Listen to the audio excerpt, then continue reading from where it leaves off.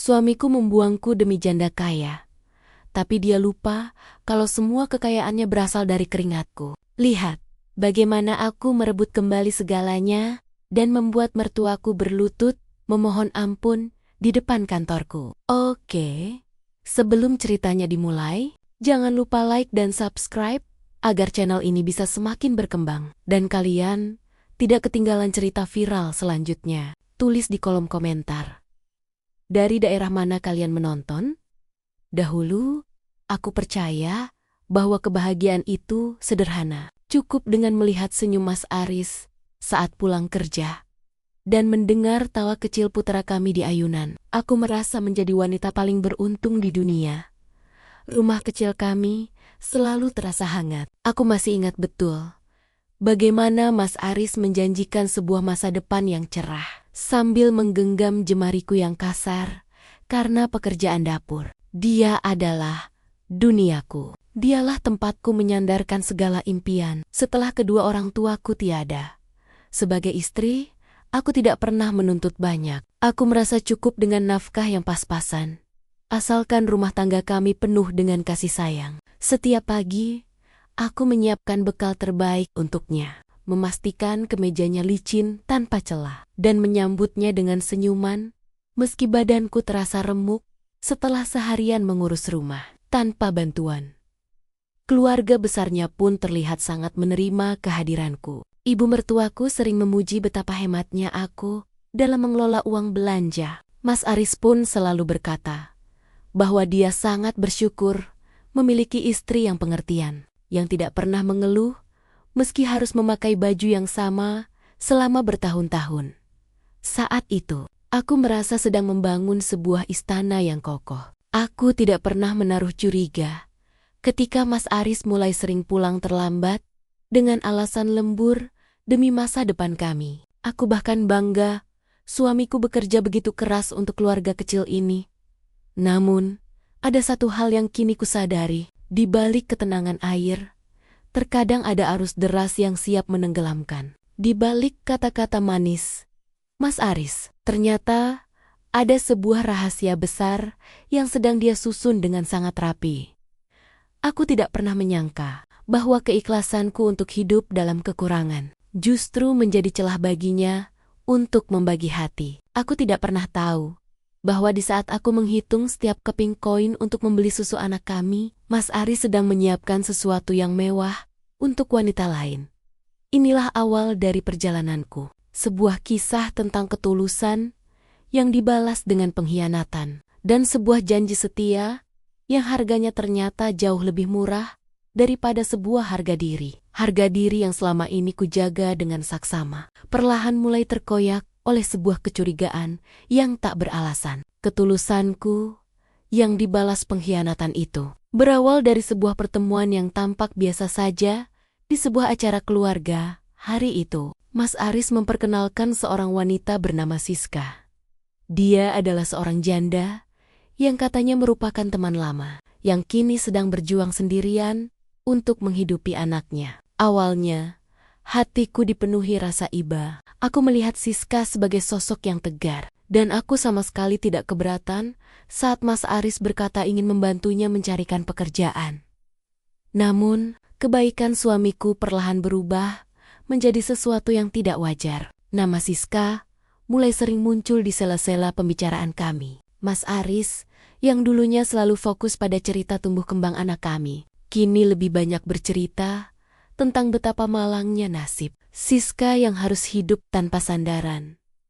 Perasaan tidak enak mulai menggerogoti jiwaku saat aku melihat tatapan mata Mas Aris yang berbeda ketika menyebut nama itu. Ada binar yang tidak pernah lagi aku lihat untukku. Sang istri yang telah memberikan segalanya. Aku merasa ada sebuah jarak yang mulai membentang di antara kami. Meskipun kami masih tidur di atas ranjang yang sama, keadaan semakin memburuk ketika keluarga besar Mas Aris mulai ikut campur. Ibu mertuaku, yang biasanya memuji sifat hematku, tiba-tiba sering membanding-bandingkan aku dengan Siska. Beliau berkata bahwa Siska adalah wanita hebat karena tetap terlihat cantik dan modis, meski sedang dalam kesulitan. Sementara aku dianggap sudah kehilangan pesona karena terlalu fokus mengurus rumah. Setiap kali aku mencoba bertanya tentang perhatiannya yang berlebihan pada Siska, Mas Aris selalu punya cara untuk membuatku merasa bersalah. Dia menyebutku sebagai istri yang tidak punya empati dan terlalu pencemburu. Kata-katanya sangat halus, namun tajamnya sanggup menjerisairis keyakinanku. Aku mulai merasa seperti orang asing di tengah keluarga suamiku sendiri. Mereka seolah sedang melindungi sebuah rahasia besar di belakang punggungku. Ada tawa yang mendadak berhenti saat aku masuk ke ruangan. Dan ada bisikan-bisikan yang selalu diakhiri dengan pandangan sinis ke arahku. Hingga suatu malam, aku menemukan Mas Aris sedang duduk di teras belakang dengan wajah yang sangat bahagia sambil menatap layar ponselnya. Senyum itu bukan untukku.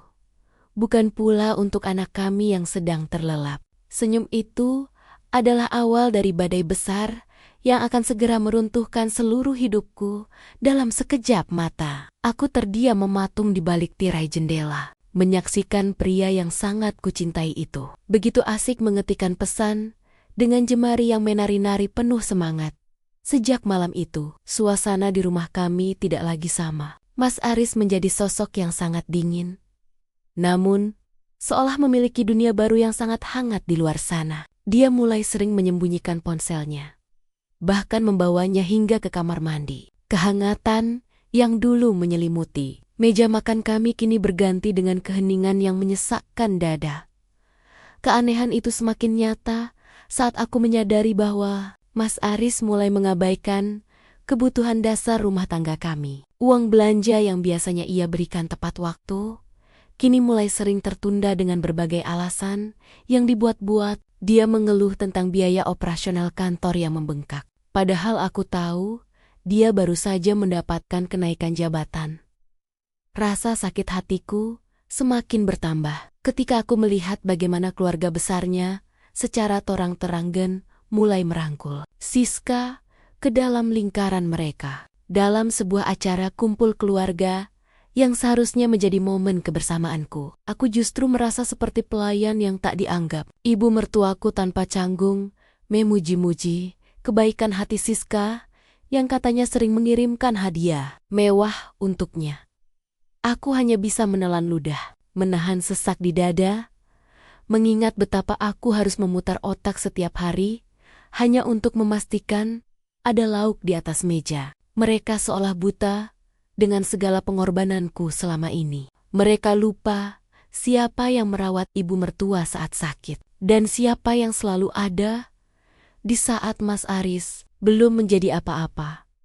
Puncaknya adalah ketika aku menemukan sebuah kotak perhiasan mahal di dalam tas kerja Mas Aris. Jantungku berdegup kencang. Sempat terlintas harapan bodoh bahwa itu adalah hadiah kejutan untuk ulang tahun pernikahan kami yang sebentar lagi tiba. Aku menangis haru, mencoba membuang semua prasangka buruk yang selama ini menghantui pikiranku. Namun, harapan itu hancur berkeping-keping saat aku menyadari bahwa hari itu bukanlah hari istimewaku. Aku melihat foto yang diunggah di media sosial Siska, memperlihatkan sebuah kalung emas yang sangat mirip dengan yang kulihat di tas suamiku. Di bawah foto itu tertulis ungkapan terima kasih untuk seseorang yang ia sebut sebagai pelindung hatinya. Duniaku serasa berhenti berputar. Aku berdiri di tengah ruang tamu yang sepi, menatap bayanganku di cermin yang tampak kusam dan lelah. Di detik itulah aku tersadar bahwa rumah yang kubangun dengan air mata dan kesabaran ini sebenarnya sudah lama kehilangan pondasinya. Aku sedang berdiri di atas reruntuhan yang siap menguburku hidup-hidup. Namun kenyataan pahit yang lebih besar justru menghantam tepat di jantung pertahananku sebagai seorang ibu. Di tengah kemelut batin yang belum usai, putra kecilku tiba-tiba terserang demam tinggi hingga tubuhnya menggigil hebat di tengah malam yang buta. Tangannya yang mungil mencengkeram bajuku, mencari perlindungan, sementara nafasku mulai memburu karena rasa panik yang luar biasa. Aku segera mencari dompet Mas Aris, berharap masih ada sisa uang untuk membawanya ke dokter spesialis. Karena tabunganku sendiri sudah kosong melompong demi menutupi kekurangan uang makan yang sengaja ia kurangi. Namun, saat aku membuka laci, tempat ia biasa menyimpan uang darurat, aku hanya menemukan tumpukan kwitansi pembayaran hotel dan restoran mewah atas nama Siska. Tidak ada satu lembar pun uang tunai yang tersisa di sana. Mas Aris yang terbangun karena kebisinganku, bukannya membantu, malah menatapku dengan tatapan dingin, seolah aku hanyalah pengganggu waktu istirahatnya. Tanpa rasa iba sedikit pun, dia berkata bahwa uangnya sudah habis untuk investasi masa depan yang tidak jelas ujung rimbanya. Dia bahkan tega menuduhku sebagai istri yang tidak becus mengurus anak hingga jatuh sakit, lalu kembali menarik selimutnya, seolah rintihan anak kandungnya sendiri hanyalah angin lalu.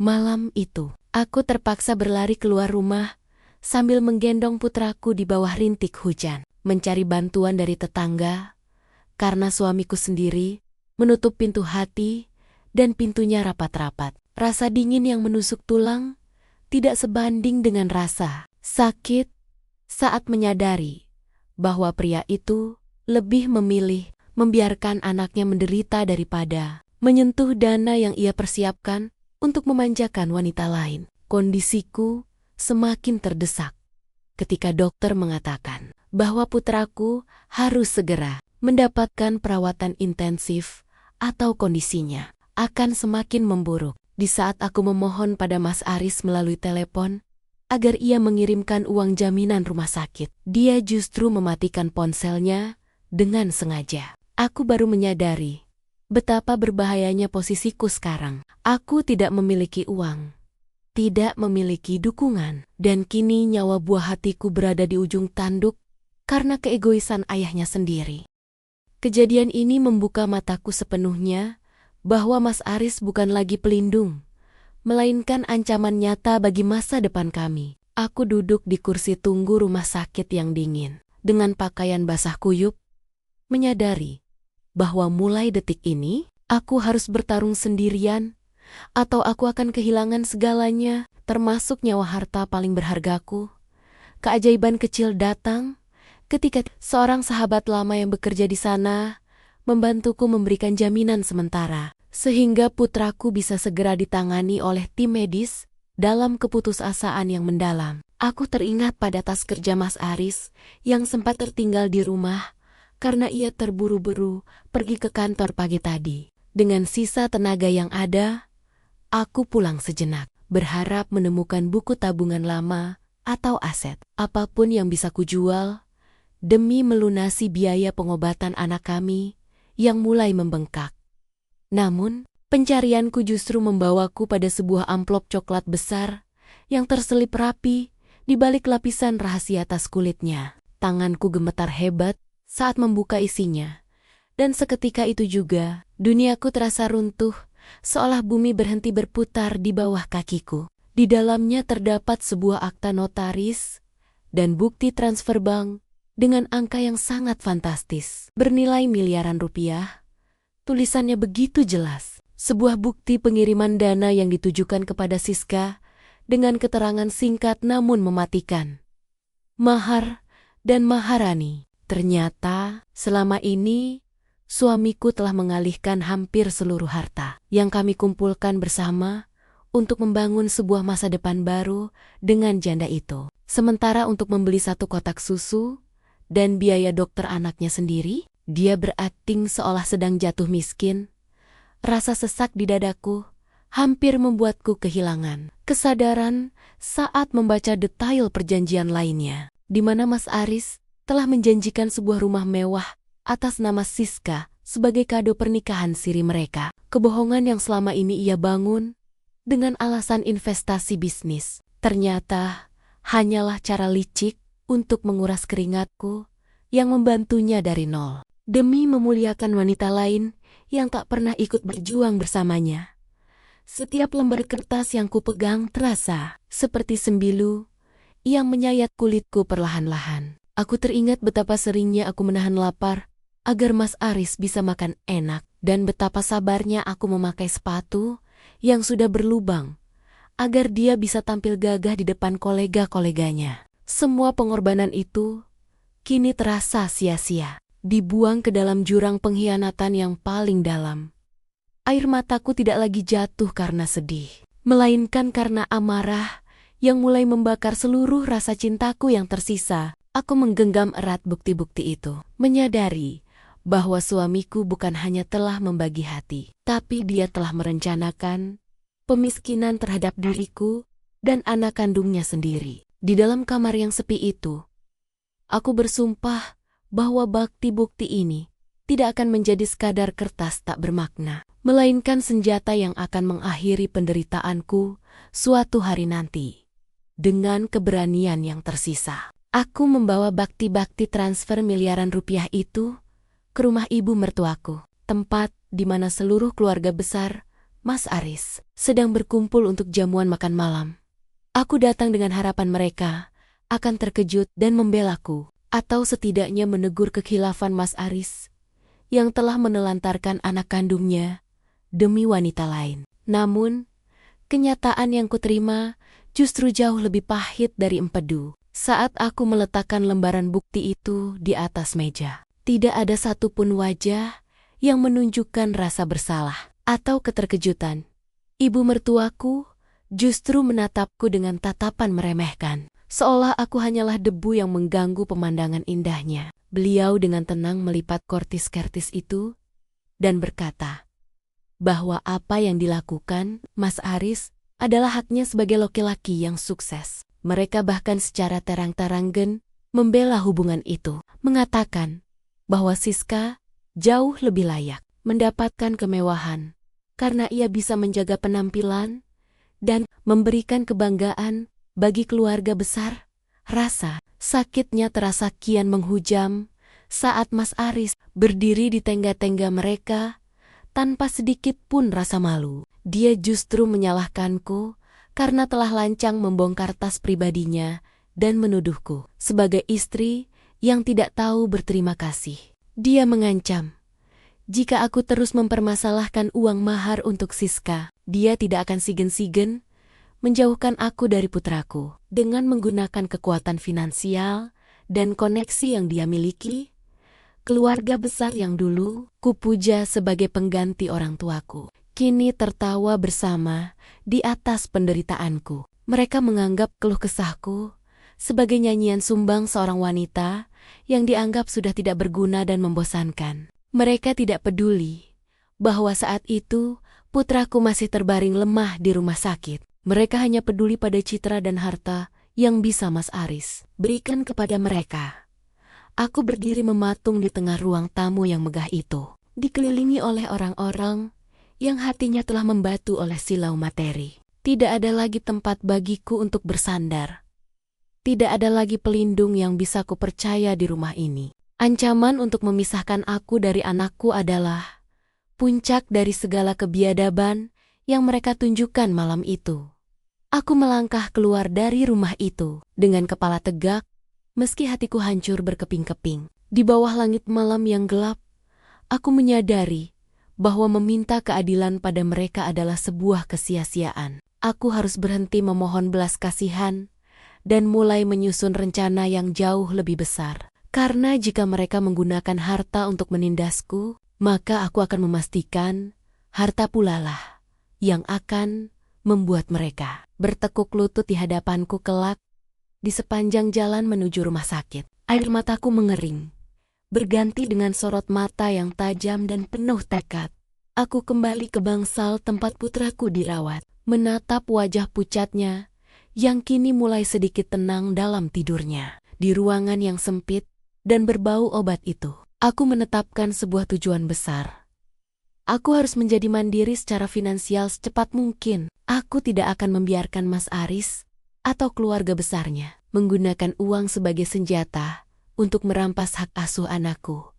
Malam itu, aku mulai membongkar kotak kecil di bawah tempat tidur, berisi sisa-sisa benang rajut dan kain perca yang dulu sering kugunakan sebagai hobi di waktu luang. Aku sadar, modal terbesarku saat ini bukanlah uang yang telah dikuasai suamiku, melainkan keterampilan tangan yang selama ini aku abaikan demi melayani kebutuhan rumah tangga. Aku mulai merancang sebuah strategi tersembunyi. Aku akan bekerja di saat seluruh dunia tertidur. Di sela-sela waktu menjaga putraku, jemariku mulai menari dengan lincah, mengubah benong-benong sederhana menjadi karya seni yang memiliki nilai jual. Setiap tusukan jarum adalah representasi dari rasa sakit hatiku yang kini kuubah menjadi energi untuk bangkit dari keterpurukan. Namun, rintangan pertama mulai muncul ketika aku menyadari bahwa aku tidak memiliki akses internet atau perangkat yang memadai untuk memasarkan hasil karyaku secara luas. Mas Aris telah memblokir semua fasilitas mewah di rumah, termasuk mencabut akses kartu kredit yang biasanya kugunakan untuk kebutuhan darurat. Dia ingin memastikan aku tetap lumpuh dan tak berdaya di bawah kakinya. Ketakutan sempat menyelinap di relung hatiku, membayangkan bagaimana jika aku gagal dan benar-benar kehilangan putraku. Namun, setiap kali keraguan itu muncul, bayangan wajah Siska yang memakai kalung mahar miliaran rupiah itu kembali melintas, membakar semangatku untuk terus berjuang. Aku tidak boleh menyerah sebelum peperangan ini benar-benar dimulai. Aku pun mulai menghubungi beberapa teman lama melalui ponsel butut yang luput dari pengawasan Mas Aris, mencari celah untuk menjual hasil karyaku secara diam-diam. Inilah langkah awal dari sebuah pemberontakan sunyi, sebuah langkah kecil dari seorang istri yang diremehkan, yang sedang bersiap membangun sebuah kerajaan di atas puing-puing pengkhianatan yang ditinggalkan oleh suaminya sendiri setiap malam. Saat Mas Aris pulang dengan aroma parfum wanita lain yang menyengat dan langsung mendengkur dalam tidurnya, aku justru memulai shift kerjaku di sudut dapur yang remang-remang, hanya beralaskan lampu minyak kecil agar cahaya tidak nampak dari bawah celah pintu kamar. Aku merajut dan menjahit satu demi satu tas mungil yang elegan. Jemariku yang dulu hanya digunakan untuk mencuci piring dan menyapu lantai, kini berubah menjadi alat produksi yang sangat berharga. Aku tahu, setiap jahitan yang rapi adalah tiket kebebasanku dan jaminan keamanan bagi masa depan putraku. Melalui bantuan seorang teman lama yang bersimpati pada nasibku, aku mulai menitipkan hasil karyaku di sebuah butik kecil di pinggir kota. Betapa terkejutnya aku saat mengetahui bahwa dalam waktu singkat, karya-karyaku mulai diminati karena keunikannya. Namun, aku tidak boleh gegabah. Setiap rupiah yang kuhasilkan harus kusimpan ropet-ropet di tempat yang tak mungkin terjamah oleh tangan kotor Mas Aris maupun mata tajam ibu mertuaku.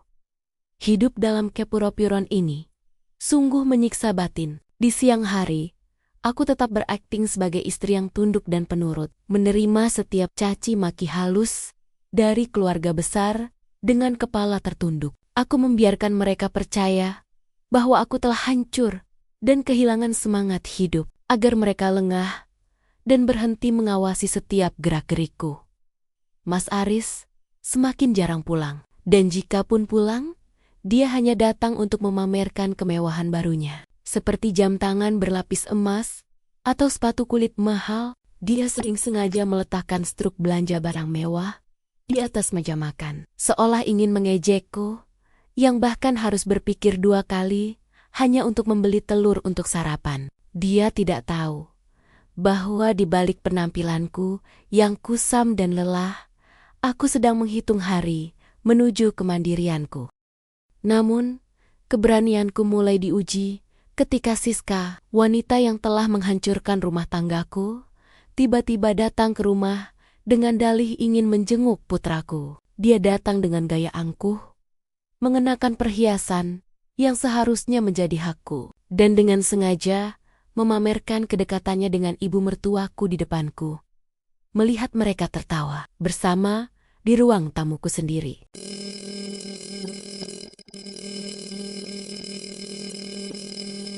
Aku justru menatap mereka dari balik pintu dapur dengan perasaan dingin yang membeku. Aku menyadari bahwa kesabaranku sedang diuji di titik tertinggi. Dan aku harus tetap tenang hingga pundi-pundi rahasiaku cukup kuat untuk menopang pelarianku nanti. Namun, ketenangan yang kucoba bangun dengan susah payah itu tiba-tiba hancur saat ibu mertuaku masuk ke dapur tanpa mengetuk pintu. Tepat ketika aku sedang menyembunyikan sisa benang rajut ke dalam tumpukan karpet tua, tatapan matanya yang tajam langsung tertuju pada sudut lemari yang tidak tertutup rapat, di mana beberapa hasil karyaku yang belum sempat dikirim terselip di sana. Tanpa belas kasihan, beliau membongkar paksa persembunyianku dan melemparkan semua karya seniku ke lantai, seolah-olah itu adalah barang haram yang memalukan nama baik keluarga. Beliau menuduhku sebagai istri yang tidak tahu diri, yang masih berani menyibukkan diri dengan hal-hal remeh di saat suamiku sedang berjuang mencari nafkah untuk keluarga. Yang paling menyakitkan adalah ketika beliau mengambil satu-satunya alat rajut peninggalan ibuku dan mematahkannya tepat di depan mataku, hanya untuk memastikan bahwa aku tidak akan pernah punya kesempatan lagi untuk mandiri. Semua modal kecil yang kukumpulkan dengan menahan lapar dan kantuk selama berbulan-bulan kini hancur berantakan di bawah injakan kaki orang yang selama ini kuanggap sebagai orang tua sendiri. Ibu mertuaku bahkan mengancam akan menceritakan pembangkangan ini kepada Mas Aris, agar suamiku itu punya alasan lebih kuat untuk mengurungku di dalam rumah tanpa akses ke dunia luar sama sekali. Malam itu, aku terduduk di lantai dapur yang dingin, memunguti sisa-sisa benang yang telah rusak, sambil terisak dalam diam agar tidak membangunkan putraku. Aku merasa seperti burung yang baru saja belajar mengepakkan sayap, namun sayap itu dipatahkan sebelum aku sempat terbang menjauhi sangkar yang menyesakkan ini.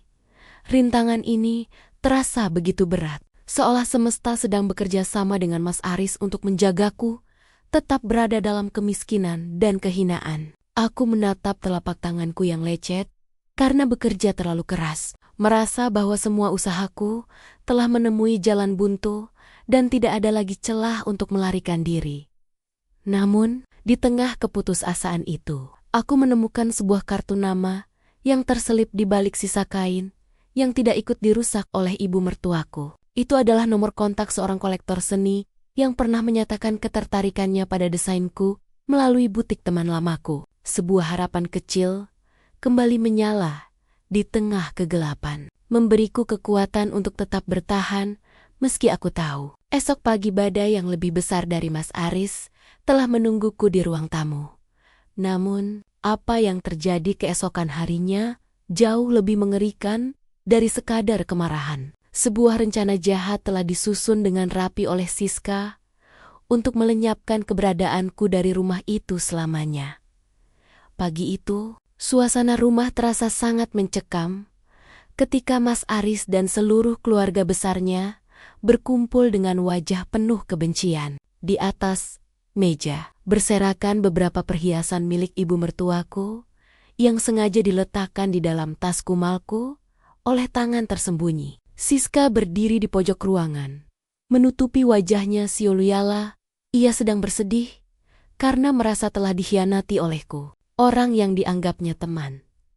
Fitnah keji itu meluncur begitu lancar dari mulut mereka, menuduhku sebagai pencuri yang sakit hati karena merasa tidak diberi uang belanja yang cukup. Mas Aris, tanpa memeriksa kebenaran sedikitpun, langsung mencengkeram lenganku dan menyeret perlengkapanku yang hanya seadanya ke depan pintu gerbang. Tidak ada satupun orang di sana yang mendengarkan pembelaanku. Mereka semua telah buta oleh skenario yang dibuat Siska.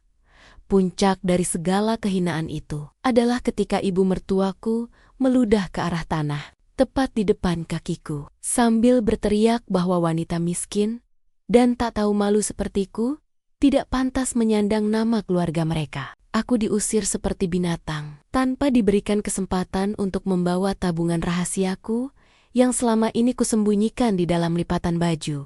Karena Mas Aris telah menyita semuanya sebagai ganti rugi atas kehilangan perhiasan ibunya. Aku berdiri di pinggir jalan raya yang ramai, menggendong putraku yang menangis ketakutan. Dengan hanya selembar pakaian di badan dan bungkusan kecil berisi kain perca yang sempat kuselamatkan. Rumah yang dulu kubangun dengan doa dan air mata, kini tertutup rapat bagiku. Sementara dari balik jendela, aku bisa melihat Siska tersenyum kemenangan sambil merangkul lengan suamiku. Duniaku benar-benar runtuh hari itu. Aku tidak punya uang, tidak punya tempat tinggal, dan kini aku dicap sebagai pencuri oleh orang-orang yang pernah kucintai. Rasa malu dan sakit hati ini terasa begitu menyesakan, seolah oksigen di sekitarku telah habis direnggut oleh ketidakadilan yang luar biasa. Namun, saat aku menatap mata putraku yang basah oleh air mata, sebuah kekuatan baru muncul dari dasar jiwaku yang paling dalam. Aku melangkah pergi meninggalkan komplek perumahan itu tanpa menoleh sedikit pun, membawa sumpah di dalam hati bahwa suatu saat nanti mereka akan memohon-mohon untuk menyebut namaku kembali. Namun saat itu, aku sudah berada di tempat yang tak akan pernah bisa mereka jangkau lagi. Langkah kakiku yang gontai akhirnya terhenti di sebuah gang sempit yang lembab. Di depan sebuah pintu kayu lapuk yang akan menjadi perlindungan terakhirku dan putraku. Kontrakan ini hanyalah sebuah ruangan kecil berukuran 3 kali 3 meter, dengan dinding yang mengelupas dan bau apek yang menusuk hidung. Tidak ada lagi kasur empuk atau pendingin ruangan, yang ada hanyalah lantai semen dingin, beralaskan tikar pandan yang sudah robek di sana-sini. Disinilah aku harus menelan kenyataan pahit, bahwa hidupku telah berubah 180 derajat dalam semalam. Mas Aris benar-benar mewujudkan ancamannya untuk memutus segala akses kehidupanku. Semua rekening bank yang atas namaku telah ia bekukan. Dan setiap orang yang kukenal di masa lalu diancam untuk tidak membantuku. Aku merasa seperti orang asing di kotaku sendiri, terisolasi dalam kemiskinan yang sengaja ia ciptakan agar aku menyerah dan memohon kembali padanya sebagai pelayan. Malam-malam di kontrakan ini terasa sangat panjang, diiringi suara tangis putraku yang kelaparan karena asupan susunya mulai menipis. Setiap kali aku melihat botol susu yang hampir kosong itu, hatiku terasa seperti diremas-remas oleh tangan tak terlihat. Aku terpaksa membagi jatah makananku sendiri, yang hanya berupa nasi putih dan sedikit garam agar uang koin yang tersisa bisa digunakan untuk membeli beberapa mililiter susu demi kelangsungan hidup buah hatiku. Rasa lapar yang menggerogoti perutku tidak sebanding dengan rasa perih saat aku membayangkan Mas Aris sedang duduk di meja makan yang mewah, menyantap hidangan lezat bersama Siska dan keluarga besarnya. Mereka mungkin sedang tertawa, merayakan keberhasilan mereka, mengusir si pencuri dari hidup mereka, tanpa peduli apakah darah daging mereka sendiri masih bisa bernapas esok pagi. Aku mencoba mencari pekerjaan kasar di sekitar lingkungan baruku, mulai dari mencuci baju tetangga hingga menyapu jalanan. Namun upah yang kuterima hanya cukup untuk membayar biaya sewa harian yang mencekik. Tekanan ekonomi ini mulai membuat mentalku goyah. Apalagi ketika aku mulai mendengar kabar dari media sosial bahwa pernikahan mewah Mas Aris dan Siska akan segera dilangsungkan dengan biaya yang tak masuk akal di dalam keremangan cahaya lampu neon yang berkedip-kedip. Aku menatap bayanganku di cermin kecil yang retak. Wajahku tampak sangat kusam. Mataku cekung karena kurang tidur. Dan tanganku mulai kasar karena pekerjaan berat. Aku berada di titik nadir, di mana setiap hembusan nafas terasa seperti beban. Dan setiap detik yang berlalu sioliola sedang menghitung mundur kehancuran total hidupku. Jika aku tidak segera menemukan jalan keluar, puncak dari segala siksaan batin itu datang melalui layar ponsel bututku yang menangkap siaran langsung dari salah satu kerabat Mas Aris, yang dengan bangga memamerkan kemegahan pesta pernikahan suamiku dengan Siska.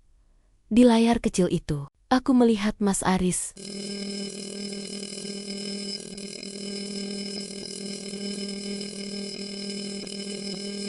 di sampingnya. Siska tampak begitu berkilau dengan gaun pengantin bertahtakan permata dan mahar miliaran rupiah yang dipamerkan di atas baki emas. Sebuah pemandangan yang membuat dadaku terasa seperti dihantam godam besar.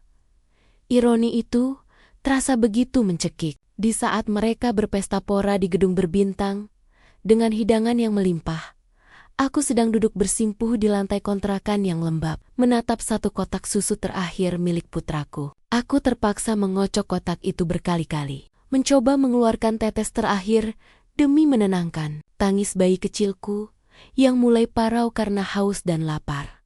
Rasa sakit hatiku semakin menjadi saat melihat ibu mertuaku memeluk Siska dengan penuh kasih sayang di depan kamera, menyebutnya sebagai menantu impian yang membawa keberuntungan bagi keluarga. Mereka seolah telah menghapus keberadaanku sepenuhnya, menganggapku tidak pernah ada.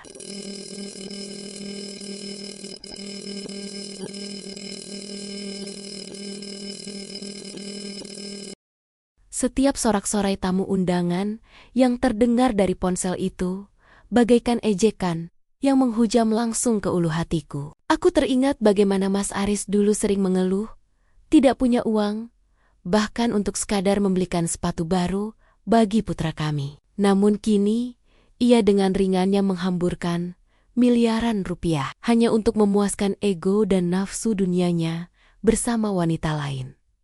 Malam itu, hujan turun dengan deras, merembes melalui atap kontrakan yang bocor, dan membasahi tikar tempat kami tidur. Aku memeluk putraku erat-erat, mencoba melindunginya dari tetesan air hujan dan dinginnya malam. Sementara pikiranku terus dihantui oleh bayangan pesta mewah itu. Hingga aku merasa Sioliola Tuan sedang mengujiku melampaui batas kemampuanku. Sebagai manusia, dalam kegelapan yang sunyi, di sela-sela suara gemericik air hujan dan isak tangis yang kupendam, aku menyadari bahwa aku tidak bisa lagi hidup seperti ini. Aku sedang berada di ujung jurang, di mana pilihannya hanya dua, jatuh dan hancur selamanya, atau melakukan sebuah lompatan nekat yang mungkin akan mengubah takdirku. Meski itu berarti aku harus mempertaruhkan satu-satunya harta berharga yang masih kusimpan secara rahasia dalam kegelapan yang sunyi. Di sela-sela suara gemericik air hujan dan isak tangis yang kupendam, aku menyadari bahwa aku tidak bisa lagi hidup seperti ini. Keesokan harinya, dengan sisa keberanian yang masih tersisa, aku mendatangi sebuah pabrik tekstil besar di pinggir kota, berharap keterampilan menjahitku bisa diterima sebagai buruh harian demi menyambung nyawa putraku. Namun, baru saja aku melangkahkan kaki di depan meja pendaftaran, langkahku langsung terhenti oleh tatapan sinis sang pengawas. Tanpa penjelasan yang masuk akal, ia menunjukkan sebuah pesan singkat di layar ponselnya yang berisi perintah untuk tidak menerima pekerja dengan namaku, lengkap dengan foto wajahku yang kusam. Aku segera menyadari bahwa jangkauan kekuasaan Mas Aris jauh lebih luas dari yang kubayangkan. Dia telah menyebarkan pengaruhnya ke setiap relasi bisnis untuk memastikan aku tidak akan pernah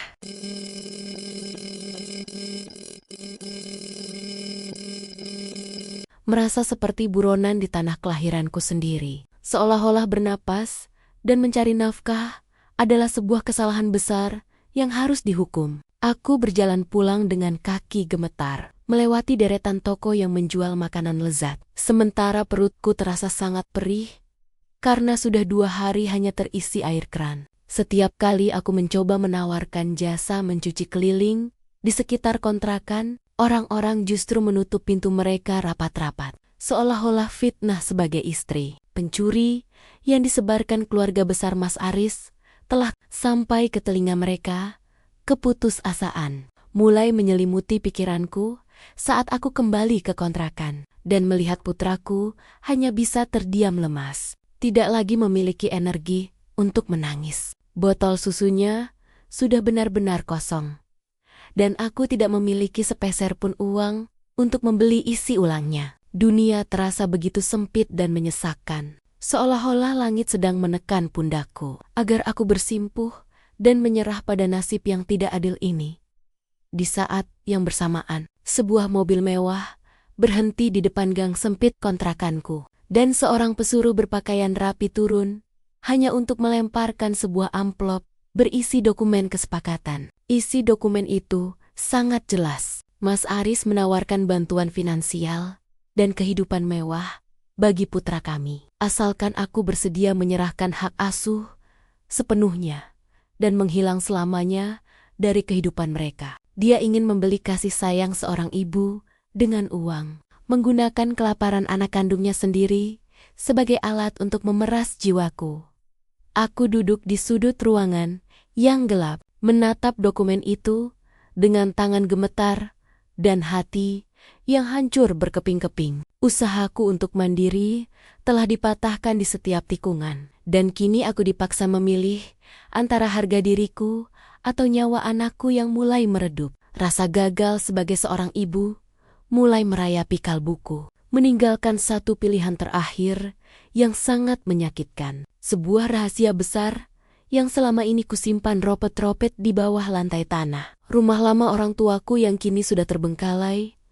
Aku menatap surat penyerahan hak asuh anak yang dikirimkan Mas Aris. Sebuah dokumen yang terasa seperti sebilah pisau, tak kasat mata yang siap memisahkan jantung dari raga ini.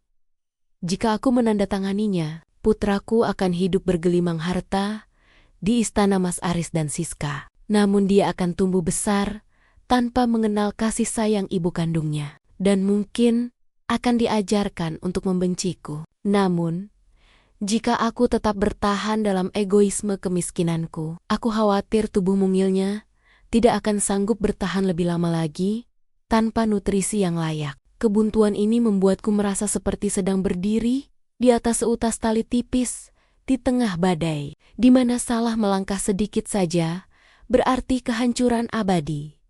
Dalam kesunyian malam yang mencekam, aku teringat pesan terakhir almarhum ayahku tentang sepetak tanah tua di pelosok desa yang tak pernah diketahui oleh siapapun, bahkan oleh Mas Aris sekalipun. Tanah itu adalah satu-satunya warisan yang beliau titipkan agar aku memiliki pegangan jika suatu saat duniaku runtuh. Sebuah rahasia yang sengaja kusimpan rapat karena aku dulu begitu percaya bahwa Mas Aris akan menjagaku selamanya. Pilihan ini sangat berat karena menjual tanah itu berarti aku harus menempuh perjalanan jauh dengan sisa tenaga yang ada, meninggalkan putraku sejenak dalam penjagaan tetangga yang belum tentu bisa dipercaya, atau membawanya serta dalam kondisi fisiknya yang melemah. Namun, aku menyadari bahwa ini adalah satu-satunya peluru terakhir yang kupunya untuk melawan tirani finansial yang dilakukan oleh suamiku dan keluarga besarnya. Aku mengambil dokumen penyerahan anak itu. Namun, bukannya menandatanganinya. Aku justru merobeknya menjadi serpihan-serpihan kecil yang berhamburan di lantai kontrakan yang kotor. Aku tidak akan menjual putraku demi kemewahan semu di rumah pengkhianat itu.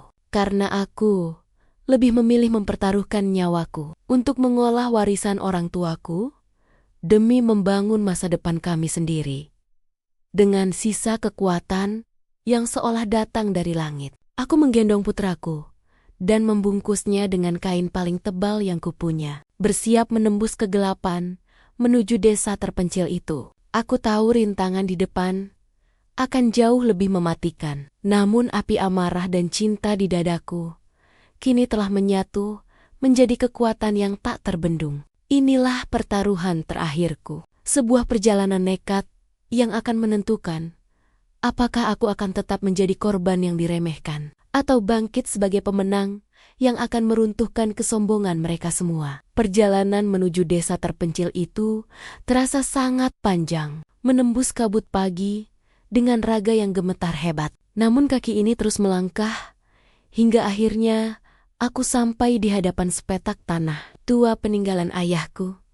Tanpa membuang waktu, aku segera menemui kerabat jauh yang dipercaya menjaga amanah itu dan menjual tanah tersebut kepada seorang pengembang lokal yang memang sedang mencari lahan. Uang hasil penjualan itu terasa sangat berat di tanganku. Bukan karena nilainya yang cukup besar, melainkan karena ini adalah simbol harapan terakhir yang harus kuolah dengan sangat hati-hati, agar tidak kembali direnggut oleh nasib buruk. Hal pertama yang kulakukan adalah membawa putraku ke fasilitas medis terbaik untuk memulihkan kondisinya yang sempat kritis, memastikan dia mendapatkan kembali binar matanya yang sempat hilang. Setelah itu, aku tidak kembali ke kota lama yang penuh dengan kenangan pahit, melainkan membangun sebuah bengkel kerja kecil di tempat baru yang tak terdeteksi oleh radar. Mas Aris maupun keluarga besarnya, aku mulai mempekerjakan beberapa pengrajin lokal yang memiliki nasib serupa dengan wanita-wanita yang diremehkan dan ditinggalkan untuk memproduksi desain tas rajut dan pakaian fashion yang dulu sempat dihancurkan oleh ibu mertuaku. Dengan modal yang ada, aku membangun sebuah merek yang kuberi nama sesuai dengan nama putraku. Sebuah nama yang akan menjadi pengingat atas segala perjuangan hidup dan mati yang telah kami lalui bersama. Kegigihanku mulai membuahkan hasil saat aku memanfaatkan kekuatan internet yang dulu sempat diputus dariku. Aku memasarkan produk-produk kami secara mandiri dengan narasi tentang ketangguhan seorang ibu. Tanpa kusangka, sambutan pasar sangat luar biasa. Seolah-olah semesta sedang membayar tunai setiap tetes air mata yang dulu pernah kucurahkan di lantai kontrakan yang sempit. Bisnisku meledak secara viral, bukan hanya karena kualitas karyanya, tetapi karena orang-orang jatuh cinta pada semangat di balik setiap jahitannya. Memberiku kekuatan hukum untuk menyewa pengacara terbaik guna menyiapkan serangan balik yang sah dan elegan terhadap Mas Aris.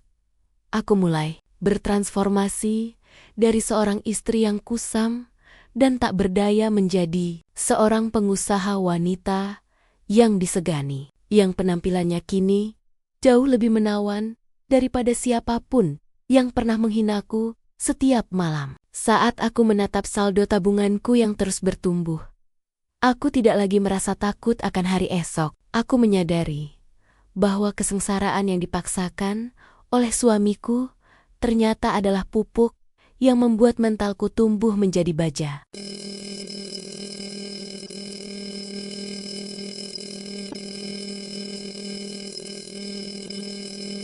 Karena sebentar lagi, roda nasib akan berputar dengan kecepatan yang tidak akan pernah bisa mereka bayangkan.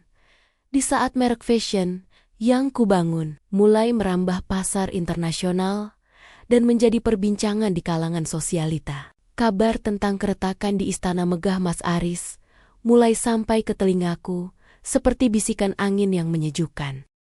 Ternyata, Siska yang selama ini mereka agung-agungkan sebagai pembawa keberuntungan, perlahan mulai menunjukkan wajah aslinya yang penuh dengan ketamakan. Tanpa sepengetahuan Mas Aris, wanita itu telah menggunakan posisi dan aset perusahaan untuk menutupi gaya hidupnya yang sangat boros. Bahkan diam-diam memindahkan kepemilikan beberapa aset penting ke atas nama pribadinya. Mas Aris, yang dulu begitu buta karena cinta semu, kini mulai terjepit oleh hutang piutang yang membengkak akibat pengeluaran pernikahan miliaran rupiah yang sebenarnya hanya sebuah panggung sandiwara.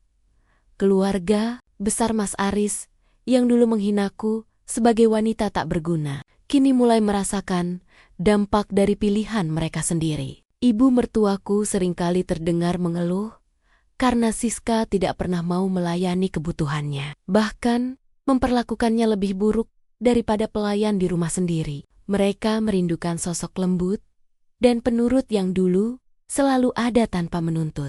Namun sosok itu kini telah mati dan berganti menjadi wanita tangguh yang tak lagi bisa mereka jangkau. Satu persatu relasi bisnis, Mas Aris mulai menarik diri karena mereka lebih tertarik untuk bekerja sama dengan perusahaanku yang sedang naik daun. Ironisnya, Mas Aris sama sekali tidak menyadari bahwa pesaing bisnis terbesar yang kini sedang menghimpit perusahaannya adalah aku, istri yang pernah dia usir di tengah hujan badai. Dia terlalu sibuk bertengkar dengan Siska di dalam rumahnya, yang kini terasa dingin dan penuh dengan rasa saling tidak percaya. Puncaknya adalah ketika bank mulai melayangkan surat penyitaan terhadap rumah mewah yang mereka tempati, karena Siska gagal membayar cicilan yang selama ini ia janjikan akan diurus melalui uang perusahaan. Di tengah kekacauan itu, Siska justru bersiap untuk pergi, membawa sisa harta yang masih bisa ia selamatkan, meninggalkan Mas Aris, yang kini benar-benar berada di ambang kehancuran total secara finansial maupun mental. Aku memantau semua kehancuran itu dari balik meja kerjaku yang luas, dengan perasaan yang datar, tanpa ada rasa dendam yang meledak-ledak. Bagiku, ini bukanlah sekadar pembalasan dendam, melainkan cara alam semesta menunjukkan bahwa apa yang dibangun di atas penderitaan orang lain tidak akan pernah bertahan lama. Aku menarik napas dalam-dalam, menyadari bahwa saatnya telah tiba bagiku untuk muncul kembali di hadapan mereka, bukan sebagai peminta belas kasihan, melainkan sebagai pemilik baru dari masa depan yang pernah mereka rampas dariku. Hari itu, di depan gedung kantorku yang megah, sebuah mobil tua yang tampak tidak terawat berhenti dengan ragu-ragu di area parkir utama. Dari dalamnya, keluar sosok Mas Aris dan ibu mertuaku dengan pakaian yang tidak lagi terlihat mewah, melainkan penuh dengan guratan keletihan dan rasa malu yang mendalam. Mereka datang dengan langkah gontai, melewati resepsionis yang dulu mungkin akan mereka pandang sebelah mata, hanya untuk memohon waktu bertemu dengan pimpinan perusahaan yang selama ini menjadi misteri bagi mereka. Saat pintu ruang kerjaku terbuka, dan mereka melihatku duduk di balik meja besar dengan pakaian yang sangat elegan, ekspresi wajah mereka berubah seketika menjadi perpaduan antara keterkejutan yang luar biasa dan rasa hina yang tak tertahankan. Ibu mertuaku, yang dulu pernah meludahi tanah di depanku, kini tertunduk lesu dengan mata yang berkaca-kaca, tak berani menatap langsung ke arah mataku yang kini penuh dengan ketenangan. Tanpa perlu banyak kata, mereka mencoba menunjukkan surat-surat penyitaan, rumah dan tumpukan hutang yang ditinggalkan oleh Siska yang telah melarikan diri entah kemana. Mas Aris tampak hancur, pundaknya merosot seolah seluruh beban dunia sedang menimpanya, dan ia hanya bisa menatap lantai sambil sesekali mencuri pandang ke arah foto putra kami yang terpajang rapi di atas mejaku. Putra yang dulu hampir ia biarkan kehilangan nyawa demi mahar seorang janda. Rasa iba sempat melintas di hatiku melihat kondisi mereka yang begitu memprihatinkan. Namun, ingatanku tentang malam di bawah hujan dan rintihan kelaparan putraku segera menghapus kelemahan itu. Aku tidak merasakan kepuasan yang jahat, namun aku merasa harus tetap teguh pada pendirianku, bahwa setiap perbuatan memiliki konsekuensi yang tidak bisa dihapus hanya dengan kata maaf. Di saat terdesak, aku memberikan mereka secangkir minuman hangat, menunjukkan keramahan sebagai seorang manusia, namun secara tegas menolak untuk melunasi hutang-hutang mereka yang disebabkan oleh keegoisan dan pengkhianatan. Aku menjelaskan bahwa bantuan yang bisa kuberikan hanyalah sebuah kesempatan untuk Mas Aris bekerja di bagian gudang sebagai buruh kasar. Jika ia memang mau memulai hidupnya kembali dari bawah dengan cara yang halal. Mereka keluar dari ruanganku dengan bahu yang semakin berat, menyadari bahwa pintu maaf untuk kembali menjadi keluarga telah tertutup rapat. Meskipun aku tidak menyimpan dendam yang membara, aku berdiri di depan jendela besar, menatap kepergian mereka dengan perasaan lega yang luar biasa, menyadari bahwa kemenangan sejati bukanlah melihat mereka menderita, melainkan keberhasilanku untuk tidak menjadi jahat seperti mereka. Meski aku telah disakiti sedemikian rupa, kini fokus utamaku beralih pada satu hal yang paling krusial bagi masa depanku, yaitu memastikan hak asuh putraku jatuh sepenuhnya ke tanganku, tanpa celah sedikit pun. di ruang sidang yang dingin dan berwibawa. Aku duduk dengan tenang, didampingi oleh tim hukum terbaik yang mampu kubayar dari hasil kerja kerasku sendiri. Di seberang meja, Mas Aris tampak hadir sendirian, tanpa pengacara mahal atau dukungan keluarga besar yang dulu selalu mengerumuninya untuk mencari muka. Wajahnya tampak pucat pasi, menyadari bahwa semua bukti yang pernah kusembunyikan di bawah rintik hujan dulu, kini telah menjelma menjadi senjata hukum yang tak terbantahkan. Semua bukti transfer, mahar miliaran rupiah, di saat anak kandungnya sedang bertaruh nyawa di rumah sakit, hingga rekaman kamera pengawas saat aku diusir dari rumah secara tidak manusiawi, dibeberkan satu persatu di depan hakim yang mulia. Setiap fakta yang terungkap membuat Mas Aris semakin tertunduk, tak sanggup lagi membela diri atas segala pengabaian dan kekejaman yang telah ia lakukan terhadap darah dagingnya sendiri. Keputusan hakim pun jatuh dengan sangat adil, memberikan hak asuh penuh kepadaku dan memerintahkan Mas Aris untuk memberikan nafkah yang selama ini ia tahan. Meskipun aku tahu hartanya kini sudah tidak ada lagi yang tersisa. Namun bagiku, nilai materi itu bukan lagi yang utama. Yang paling berharga adalah pengakuan hukum bahwa aku adalah ibu yang layak dan mampu melindungi masa depan buah hatiku tanpa ketergantungan pada pria yang telah mengkhianatiku.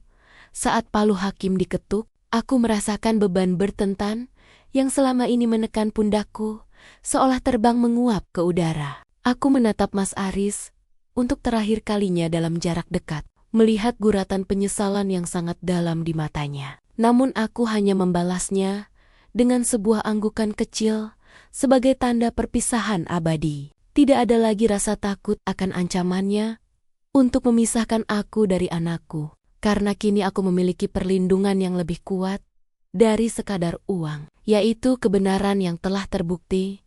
Aku melangkah keluar dari gedung pengadilan dengan menggendong putraku, yang kini sudah tampak sehat, ceria, dan penuh energi. Cahaya matahari siang itu terasa begitu hangat di kulit kami, seolah-olah alam semesta sedang memberikan sambutan selamat datang pada kehidupan baru kami yang lebih cerah. Perjuangan panjang melawan penghinaan dan kemiskinan yang dipaksakan telah mencapai puncaknya, dan aku keluar sebagai pemenang yang bermartabat, membuktikan bahwa kasih sayang seorang ibu jauh lebih berharga daripada mahar miliaran rupiah yang fana.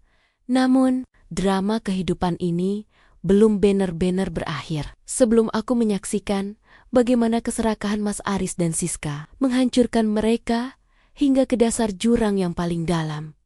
Kabar mengenai tertangkapnya Siska di sebuah pelabuhan kecil saat mencoba melarikan diri ke luar negeri menjadi tajuk utama yang memuaskan rasa keadilanku. Ternyata, wanita yang dulu diagung-agungkan itu tidak hanya menguras harta suamiku, tetapi juga terlibat dalam jaringan penipuan investasi bodong yang merugikan banyak pihak hingga miliaran rupiah. Dia kini harus mendekam di balik jeruji besi tanpa ada satupun orang yang bersedia menjaminnya. Kehilangan semua kecantikan dan kemewahan palsu yang dulu ia banggakan di depanku. Nasib Mas Aris jauh lebih mengenaskan karena ia tidak hanya kehilangan harta dan martabat, tetapi juga kehilangan kewarasan jiwanya. Setelah semua aset perusahaannya disita oleh negara untuk menutupi kerugian para korban penipuan istrinya. Aku mendengar bahwa pria yang dulu begitu gagah dengan jas mahalnya kini sering terlihat linglung di pinggir jalan dekat rumah lama kami yang sudah dipasangi garis polisi. Dia menjadi tunawisma di kota yang dulu ia kuasai, memunguti sese-sese kejayaan yang telah hancur menjadi debu karena kebodohannya sendiri yang lebih memilih nafsu daripada keluarga. Ibu mertuaku yang dulu begitu angkuh kini terpaksa hidup di sebuah panti jompo yang sederhana karena tidak ada lagi anak kinania yang mampu atau mau menampungnya. Keangkuhan masa lalu kini berubah menjadi kesunyian yang menyiksa, di mana setiap malam ia mungkin hanya bisa menyesali keputusannya yang telah membuang menantu tulus demi seorang penipu ulung. Tidak ada lagi pelayan yang memanjakannya, Tidak ada lagi perhiasan mewah untuk dipamerkan. Hanya ada penyesalan yang terlambat di usia senjanya. Hidupku kini telah mencapai kelegaan yang sempurna, di mana setiap jerih payahku dihargai, dan setiap kasih sayangku kepada putraku berbuah kebahagiaan yang tak ternilai. Aku berdiri di puncak kemandirianku, menatap masa depan yang luas, tanpa beang-beang ketakutan lagi. Keadilan semesta telah bekerja dengan caranya sendiri yang sangat rapi, membersihkan jalanku dari orang-orang zalim, dan meninggalkan pelajaran berharga bahwa kebenaran mungkin bisa tertatih-tatih, tetapi ia tidak akan pernah gagal untuk sampai ke garis akhir. Bertahun-tahun telah berlalu sejak badai pengkhianatan itu mereda, dan kini aku berdiri di sebuah beranda rumah yang asri, menyaksikan putraku yang telah tumbuh menjadi pemuda gagah. Dengan hati yang sangat lembut, dia tidak hanya mewarisi kegigihanku, tetapi juga memiliki kecerdasan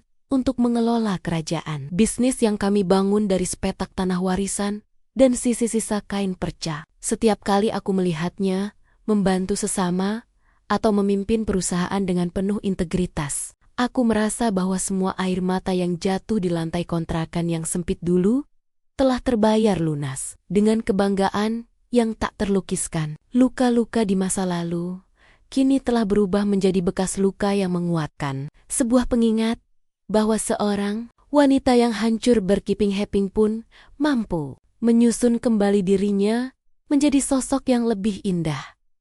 Aku tidak lagi merasa perlu menoleh ke belakang untuk mencari tahu nasib orang-orang yang pernah menyakitiku, karena kedamaian yang kurasakan saat ini jauh lebih berharga daripada dendam yang tersisa. Bisnis fashion yang kumulai dengan tangan gemetar kini telah menjadi simbol pemberdayaan perempuan di seluruh negeri, memberikan ribuan kesempatan bagi mereka yang hampir menyerah pada takdir. Aku menyadari bahwa misi hidupku bukan hanya untuk membalas dendam melalui kesuksesan, melainkan untuk menjadi cahaya bagi mereka yang sedang berjuang di dalam kegelapan yang sama seperti yang pernah kualami. Sore itu, matahari terbenam dengan warna jingga yang sangat memukau, memantulkan sinarnya pada medali penghargaan kemanusiaan yang baru saja kuterima atas kontribusiku terhadap perlindungan hak ibu dan anak. Aku menggenggam tangan putraku erat-erat, merasakan kehangatan yang tulus dan ikatan batin yang takkan pernah bisa dipatahkan oleh kekuatan apapun di dunia ini. Kami berjalan bersama menyusuri taman, meninggalkan bayang-bayang masa lalu yang kelam jauh di belakang, menuju masa depan yang penuh dengan harapan dan cinta yang tanpa syarat. Kisahku bukan lagi tentang pengkhianatan seorang suami atau kekejaman mertua, melainkan tentang mukjizat dari sebuah kesabaran dan kerja keras yang diberkati oleh langit. Aku menarik napas dalam-dalam, menghirup aroma tanah basah setelah hujan yang kini tak lagi terasa dingin dan menakutkan, melainkan terasa sangat menyegarkan dan penuh kehidupan. Di titik ini, aku benar-benar memahami bahwa akhir dari sebuah penderitaan bukanlah sekadar berhenti merasa sakit, melainkan ketika kita mampu tersenyum kembali dan memaafkan diri sendiri atas semua kerapuhan yang pernah ada. Fajar baru telah menyingsing dalam hidupku, sebuah fajar yang tidak akan pernah tenggelam karena sinarnya terpancar dari dalam jiwa yang sudah merdeka. Aku telah berhasil menulis ulang takdirku, mengubah narasi seorang korban menjadi narasi seorang pemenang, dan memastikan bahwa cerita ini akan terus hidup sebagai bukti bahwa kasih sayang dan kejujuran akan selalu menemukan jalannya untuk pulang ke rumah kebahagiaan.